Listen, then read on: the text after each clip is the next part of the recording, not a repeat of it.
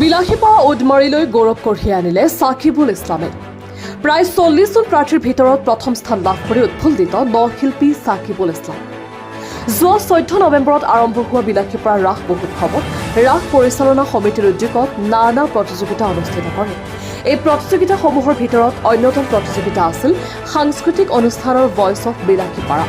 এই voice of Bilasipara প্ৰতিযোগিতাটো দুটা খণ্ডত অনুষ্ঠিত কৰে। কণ কণ ল'ৰা ছোৱালীসকলক ক আৰু জ্যেষ্ঠসকলক খ নামেৰে দুটা শাখাত বিভক্ত কৰে। প্ৰায় 40 গৰাকী শিল্পী এই অনুষ্ঠানত অংশগ্ৰহণ কৰে। তাৰ ভিতৰত বিলাসীপাৰা সমজিলাৰ ভিতৰত উডমাৰী গাঁও পঞ্চায়তৰ ফাৰ্মাচিষ্ট সাকিবুল ইছলামে প্ৰথম স্থান লাভ কৰিবলৈ সক্ষম হয়। যোৱাকালি প্ৰায় 500 শতাধিক দৰ্শকৰ উপস্থিতিত বিলাসীপাৰা ৰাস মহোৎসৱত পৰিচালনা সমিতিয়ে সাকিবুল ইছলামক প্ৰথম স্থান লাভ কৰা বঁটা আৰু মানপত্ৰ প্ৰদান কৰে। বঁটা গ্ৰহণৰ সময়ত সাংবাদিকৰ সাক্ষাৎকাৰত শিল্পী সাকিবুল ইছলামে কোনো ধৰণৰ আনুষ্ঠানিক শিক্ষা গ্ৰহণ নকৰি কেৱল নিজৰ প্ৰচেষ্টাত আজি ইমান দূৰ আগবাঢ়িবলৈ সক্ষম হৈছে বুলি জানিবলৈ দিয়ে আৰু ভৱিষ্যতে আৰু আগবাঢ়ি যাবলৈ সমূহ অসমবাসীৰ লগতে অঞ্চলৰ সকলো মানুহৰ পৰা দুৱা আশীৰ্বাদ কামনা কৰে। সাকিবুল ইছলামে প্ৰথম স্থান অধিকাৰ কৰি অঞ্চলটোলৈ গৌৰৱ কঢ়িয়াই অনাৰ বাবে তেখেতলৈ গাঁওবাসী আৰু সমগ্ৰ উডমাৰীৰ হৈ ধন্যবাদ জ্ঞাপন কৰাৰ লগতে উজ্জ্বল ভৱিষ্যত কামনা কৰে দেশী জনগোষ্ঠীয় মঞ্চ বিলাসীপাৰা জিলা সমিতিৰ সাংগঠনিক সম্পাদক ফিৰদৌছ আলমে। এই মুহূৰ্তত শিল্পী সাকিবুল ইছলামৰ কিছু ভাষ্য আৰু তেখেতৰ অনুষ্ঠানৰ দুটামান গান দৰ্শকক শুনাই লৈছে। বিলাসীপাৰাৰ পৰা সুৰুজ জামানৰ ৰিপৰ্ট, প্ৰতিদিন লাইভ।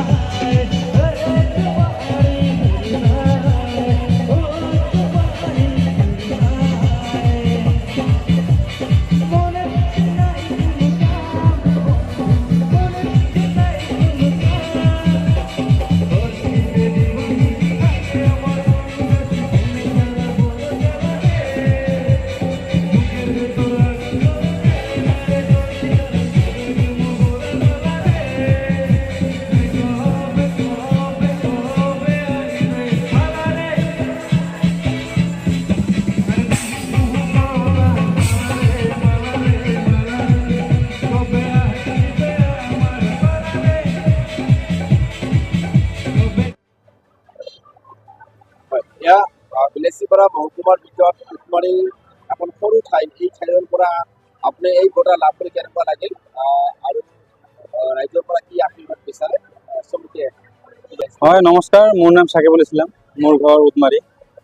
তো বিলাসীপাৰা ৰাস উদযাপন সমিতিয়ে অনুষ্ঠিত কৰা দ্য ভইচ অফ বিলাসীপাৰা যি সংগীত প্ৰতিযোগিতা আছিলে তাতে খ শাখাৰ মই প্ৰথম স্থান লাভ কৰি মোক বহুত ভাল লাগিছে। আজি ৰাইজৰ আশীৰ্বাদত মই এইখিনি কৰিব পাৰিছোঁ। ৰাইজে যাতে মোৰ কাৰণে আশীৰ্বাদ কৰে, যাতে এনেকৈ আগুৱাই যাব পাৰোঁ মই। ধন্যবাদ। প্ৰায় 40 জনমান হ'ব প্ৰতিযোগিতা। মই পৰিচৰ্চা একো কৰা নাই, মই গম পালোঁ যে বিলাসীপাৰা উদযাপন সমিতিয়ে দ্য ভইচ অফ বিলাসীপাৰা বুলি কিবা অডিশ্যন লৈ আছে বুলি, তাৰপিছত মই গম পালোঁ। তাৰপিছত মই আহি কিনে ফৰ্ম ফিল আপ কৰি অডিশ্যন দিছিলোঁ।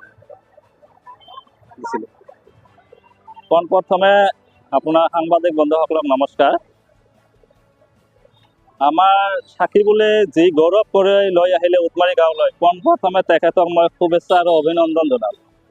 আৰু এই চেগতে এনেকৈ আমাৰ ল'ৰা ছোৱালী প্ৰত্যেকজনে যাতে আমাৰ গাঁৱলৈ গৌৰৱ কৰি লৈ আহে, সেইখিনি মই কামনা কৰিম। আৰু মই সাকিবুলৰ সুস্বাস্থ্য আৰু দীৰ্ঘায়ু কামনা কৰিম। আজি মই উডমাৰী গাঁওবাসী হিচাপে আজি বহুত নথৈ আনন্দিত হৈছোঁ। আৰু আজি যি গৌৰৱ কৰি লৈ আহিলে আমাৰ সাকিবুল ইছলামে, সেইটো লৈ মই গৌৰৱান্বিত অনুভৱ কৰিছোঁ।